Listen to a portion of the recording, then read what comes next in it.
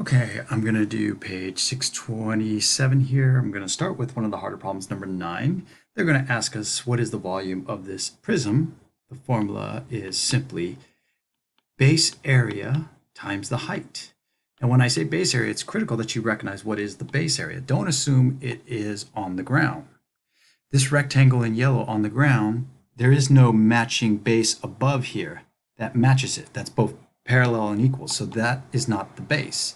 So what is the base? Well, it would be these triangles. There's one in front and one in the back. And so we need to figure out that base area, and then we can multiply it by the height, which in this case, this is the height here. You got to imagine that this prism fell on its side. Okay, we have a triangle, which is the base. It is an equilateral triangle, so it's 6, 6, 6 all the way around. You can use, because it's a regular figure, we can use 1/2 apothem times perimeter, or we can just go with the area of a triangle 1/2 base times height. And that's the one I'm going to use. I'm going to go 1/2 base times height. This is the height.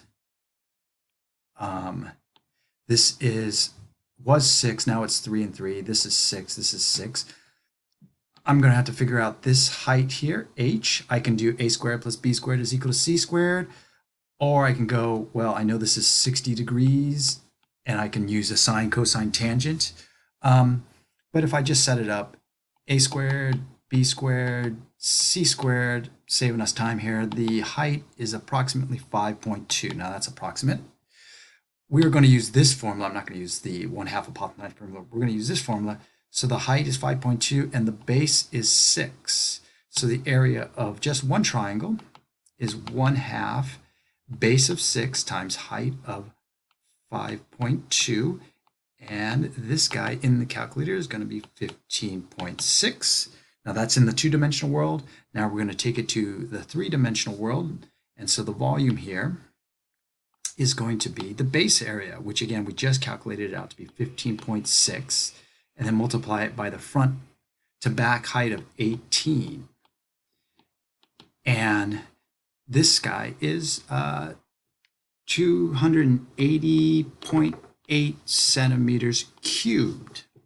Okay, again, the base area is the triangle. Once you figure out what that yellow area is, which is 15.6, it's almost like we've got 18 slices of that 15.6, like a loaf of bread here, and that would figure out the entire volume, 280.8.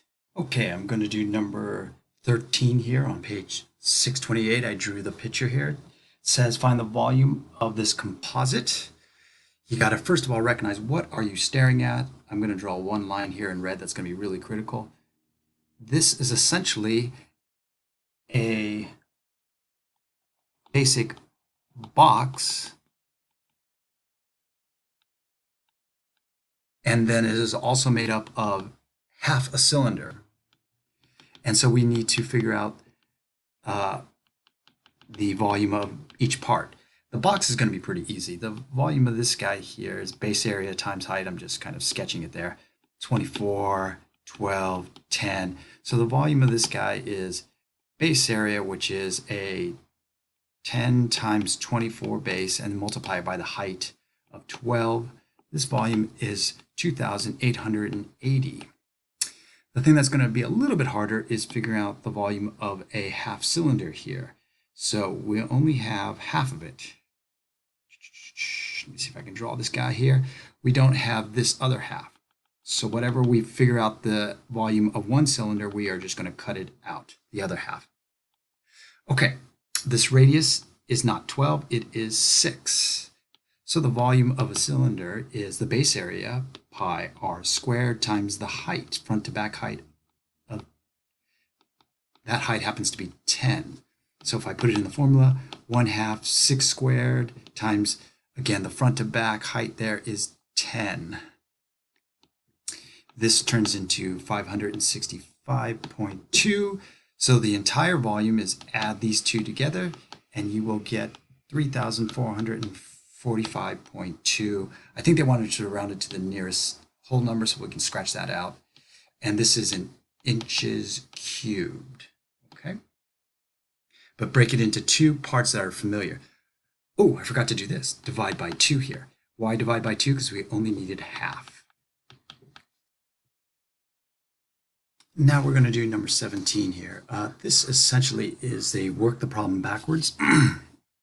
And they give you the volume, and you are going to find either the radius or the height in this case.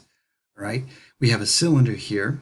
We're going to set up the equation of the volume of a cylinder, which is base area. Of course, the base is a circle, so it's pi r squared times the height. Now, we know the volume is 234 pi. We're going to put pi here. Radius is 9, so we'll say 9 squared times the one thing we're trying to figure out, h, the height. And again, normally we would have h and we figure out the volume. This time we have the volume. We're going to calculate h. So let's do a couple things here. Let's divide by pi, divide both sides by pi. Essentially, they go away. This is 234 is equal to 81h. And so then we just divide by 81. Divide by 81. Well, that's not 81, 81. And our answer for height, working the problem backwards, is about 2.88. And I guess that is centimeters. Okay, so work the problem backwards. You've got the volume, figure out the missing variable.